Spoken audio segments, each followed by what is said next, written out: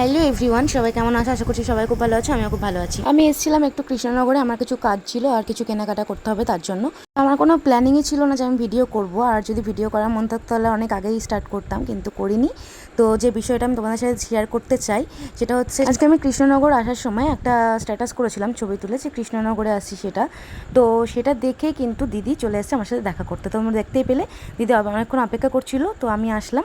তারপরে দেখো দিদি মানে কৃষ্ণনগরে আসছি দেখে দিদি দেখা করতে চলে এসছে। তারপর আমার একটু শপিং করার দরকার ছিল, তাই চলে গেলাম স্টাইল বাজারে। দেখালাম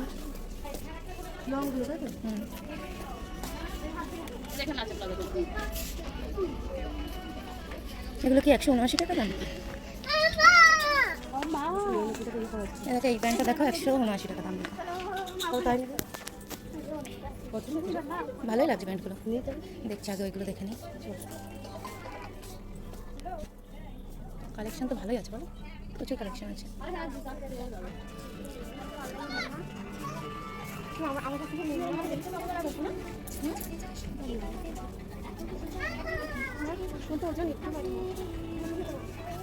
এদিকে দেখো অলরেডি আমার এই ড্রেসটা পছন্দ হয়ে গেছে, তো এটা আমি নিয়ে নিলাম। আর দেখি কি কি নেওয়া যায়। আমি যেই টাইপের টপ খুঁজছিলাম তো সেই টাইপের পেলাম না, তো সে কারণে আমি তার পরিবর্তে একটু অন্য টাইপের, এই যে এইটা, মানে আমি চেয়েছিলাম একটু কলার দেওয়া যেগুলো হয় সেগুলো, কিন্তু সেটা নেই, সেই কালেকশানটা ফুরিয়ে গেছে। সেই কারণে কিন্তু আমি এটাই নিচ্ছি। এটাও খারাপ না, বেশ ভালো লাগছে। তো ওটাও নিয়ে নিলাম। আর তারপরে দেখি কতটা তোমাদের সাথে শেয়ার করতে পারি। বড় এসছে তাই আমি ওর সঙ্গে দেখা করার জন্য এসেছিলাম। এখানে কোথায় মানে এখানে এই যে দিদি নিজে মানুষ না, আমার প্রফেশন, একই প্রফেশনের, কিন্তু নিজের থেকেও বেশি। হি হি হি হি। আমাকে এত ভালোবাসা দিচ্ছে লিপিকা, আমি যে কোথায় যাব, ভালোবাসা কোথায় রাখবো আমি নিজেও বুঝতে পারছি না। দেখো পুরী ঘুরতে যাবে, তার জন্য কেনাকাটা করতে এসছে কৃষ্ণনগর, তা আমাকে বলেনি, আমি নিজে দেখে এসছি, ও ফটো দেখে আমি এখানে এসছি। খুব বদমাস, আমাকে নিয়ে আসবে না বলে বলেনি, বুঝতে পারছো তোমরা? তোমাকে বললেও তুমি যাবে না। না এখানে আসিস সেটা তো বলতে পারতিস। হঠাৎ সকালবেলা ঘুম এরকম সারপ্রাইজ পেতে সবারই ভালো লাগে, জাস্ট আমারও ভালো লাগছে। আমারও তো ভালো লাগছে, আমারও ভালো তুমি লাগছে।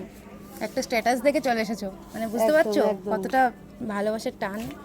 তা দেখলাম আমার কাছেই এসছিস, ওই জন্য একটু দেখা করেই গেলাম। এই দিকে দেখো সব কি সুন্দর সুন্দর চুড়িদার পিসের কালেকশান। নিতাম, কিন্তু যাই হোক এখন বানানোর সময় নেই আসলে। একটা দিন সময় আছে আমার হাতে, এক জায়গায় ঘুরতে যাব, তো তো সেই কারণে।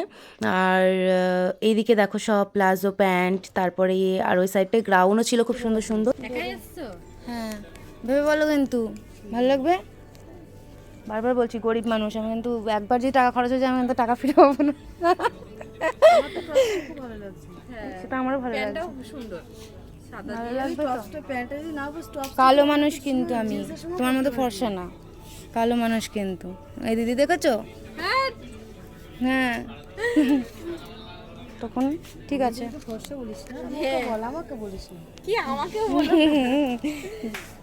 যে ফর্সা হয় সে এরকমই, আরো চাই আরো চাই। আমি এরকম ঠিক আছে, আমাকে ভগবান তৈরি করে পাঠিয়েছে আমাকে এরকম, আমি এটাতেই সুন্দর। সেটাই। এমনি আমাকে মানুষ সুন্দর বলে। না না, মানুষ আমাকে এমনি সুন্দর বলে, আমি এতেই খুশি। মোটামুটি অনেক কেনাকাটাই করে ফেলেছি, এবার পেমেন্ট করার পালা। চলে আসলাম রিসেপশনে, তো চলো এবার পেমেন্টটা করে নিই। যাই হোক আমার জিনিসপত্রগুলো সব এখানে এসে জমা করলাম বিল করার জন্য। তারপর দেখতেই পেলে শপিং মলের ওই দিদিটার সাথে খুব ভালো সম্পর্ক হয়ে গেছিলো, তো আমার ভিজিটিং কার্ডটা নেবে বলে আর কি চাইছিল।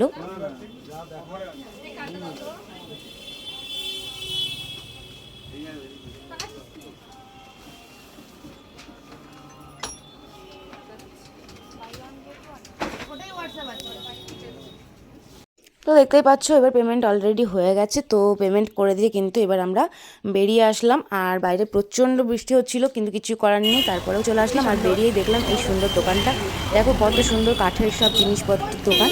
তারপর রাস্তায় চলতে চলতে আমার এই ড্রেসটা হঠাৎ করেই চোখে লাগে, তা বেশ ভালো লাগে, তার জন্য দাম শুনতে আসলাম। তার কোয়ালিটিও দেখলাম, এত জঘন্য কোয়ালিটি ছিল, মানে কাপড়টা একদমই ভালো ছিল না আর দামটা একদমই বেশি ছিল, তার জন্য আর নিইনি। তারপরে দিদি চলে আসলো আমাকে নিয়ে এই ক্যাফেতে, আমি কখনোই আসিনি, এবার দিদি এসেছিলো আগেও।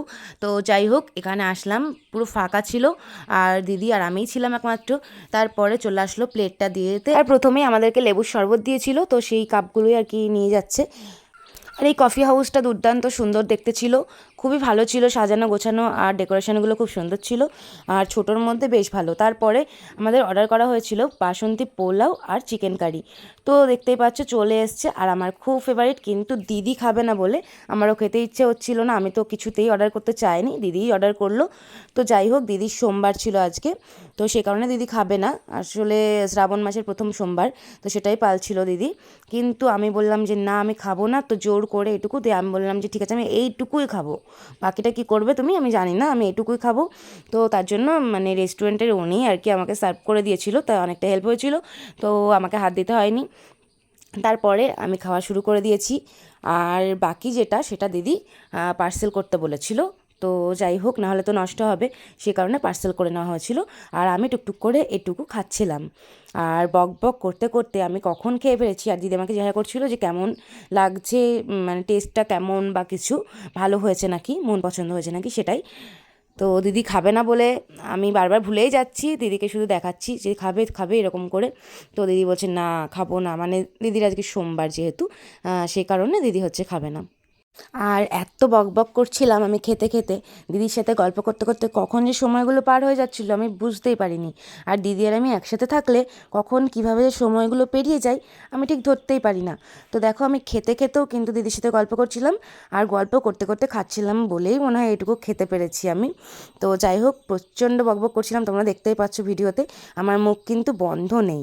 আর যতটা তাড়াতাড়ি মানে খাচ্ছি মনে হচ্ছে ততটাও কিন্তু না, গল্প করতে করতে একদম ধীরে ধীরে খেয়েছিলাম, কিন্তু ভিডিওতে আমি এটা স্পিড বাড়িয়ে এরকম করেছি যেন খুব তাড়াতাড়ি খাচ্ছি এরকম একটা ব্যাপার, কিন্তু না, আমি যে কত ঘন্টা সময় লাগিয়েছি এই খেতে গিয়ে তার কোনো ঠিক নেই, কারণ আমি গল্প করতে করতে একদম আস্তে আস্তে খাচ্ছিলাম। তো সেই কারণেই তো তোমরা কিন্তু অবশ্যই ভিডিওটা কেমন লাগলো দেখো আর জানিও কমেন্ট করে।